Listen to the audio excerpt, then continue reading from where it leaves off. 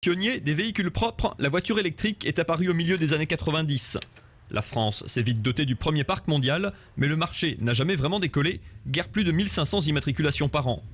Si les particuliers ont bloqué devant la faible autonomie, 80 km en moyenne, certaines entreprises y ont vu une alternative, car dans un véhicule électrique, si de l'extérieur rien ne change, c'est sous le capot que ça se passe. On a un gros boîtier de gestion qui est divisé en plusieurs parties. Il y a la partie chargeur et la partie traction.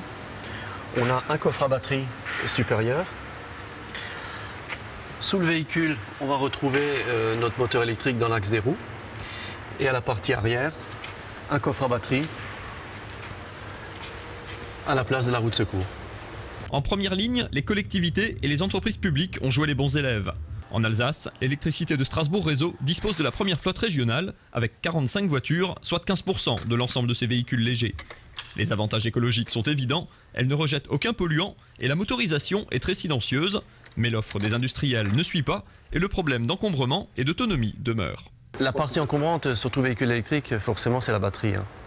Puisque là, sur ces véhicules-là, on a quand même 280 kg de batterie. D'accord. Plus on en met, évidemment, plus on gagne. Plus on aura d'autonomie. Ouais. Bon, l'avenir veut les nouvelles batteries de nouvelle génération, la batterie lithium, où on va réduire d'un tiers du poids de la batterie et puis on va augmenter en autonomie.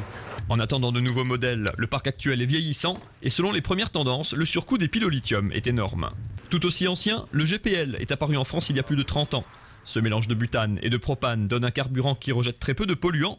Il présente la particularité de pouvoir être installé d'origine par le constructeur, ce qu'on appelle la première monte, ou rajouté à la motorisation classique, la deuxième monte. C'est le créneau de cette entreprise installée à Erstein et qui accompagne la deuxième jeunesse du GPL. Le marché du GPL en première monte a explosé. Les ventes ont passé, je ne sais plus par cœur, mais à peu près au mois de décembre, 6 000 véhicules contre 4 000 en une année l'année dernière. Et en deuxième monte aussi, tout doucement, maintenant on rejoint la première monte. Le marché démarre. Alors que la gamme constructeur en GPL est encore très limitée, cette solution permet de transformer 80% des véhicules essence en motorisation mixte. Financièrement, le calcul reste très intéressant. À 60 centimes le litre, le GPL reste imbattable et tente de résister face à la mode de l'hybride. Déjà, ça va être une question de coût. Un véhicule hybride, ça n'a pas du tout le même coût qu'un équipement GPL. Un équipement GPL, c'est à peu près 2 500 € et on arrive à avoir des fois 2 000 € d'aide de l'État. Un hybride, malgré tous les aides qu'il a et le coût de départ, c'est pas du tout le même investissement. Débarrassé de ces questions de sécurité, appuyé à un réseau de 2000 pompes, le GPL semble se trouver une deuxième jeunesse. Il reste en tout cas une alternative immédiatement disponible aux motorisations classiques. D'autres sont déjà passés à l'hybride. Sur ce secteur des motorisations mixtes, thermiques et électriques, ce sont les Japonais qui sont à la pointe. Honda propose ainsi 2 modèles en tout hybride, mais plutôt sur du haut de gamme. Comptez au moins 19 000 €, bonus écologique déduit pour une Insight hybride, 23 000 pour une Civic. Enfin, il y a la fameuse Prius de son concurrent Toyota. Pour la tester, direction Haguenau. L'imprimerie Imprex, engagée dans plusieurs démarches environnementales, en possède 2. Verdict, coup de cœur.